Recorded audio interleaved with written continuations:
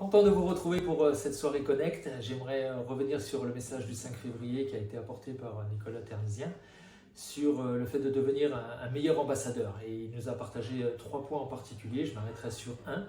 Mais les 3 points, c'était donc le premier, la préparation, c'est-à-dire la mise à part par Dieu. Le deuxième point, c'est le perfectionnement. Est-ce que nous sommes d'accord d'être transformés par Dieu? Est-ce que nous acceptons encore d'être perfectibles? Et puis le troisième point, c'était la résilience, c'est-à-dire la persévérance face à l'hostilité, la difficulté.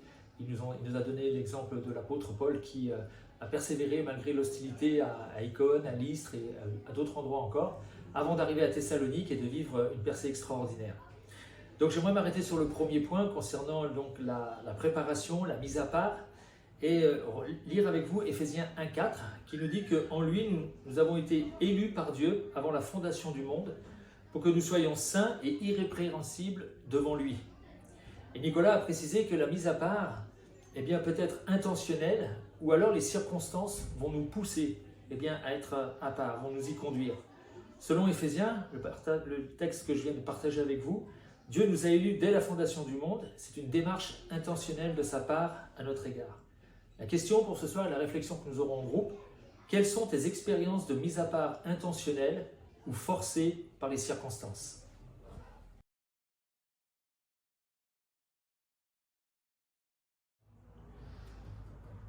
Voilà, donc maintenant j'aimerais revenir sur le message du 11 février. J'ai eu l'occasion de partager ce message et la thématique reste la même, être un ambassadeur pour Dieu. Mais le titre du message était de ne pas faire de distinction de personnes.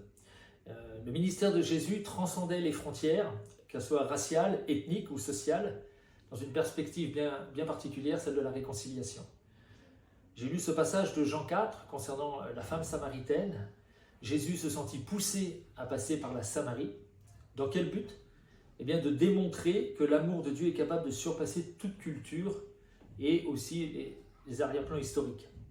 Donc en regardant la Samaritaine, Jésus passe par-dessus la race, l'ethnie, le rang social.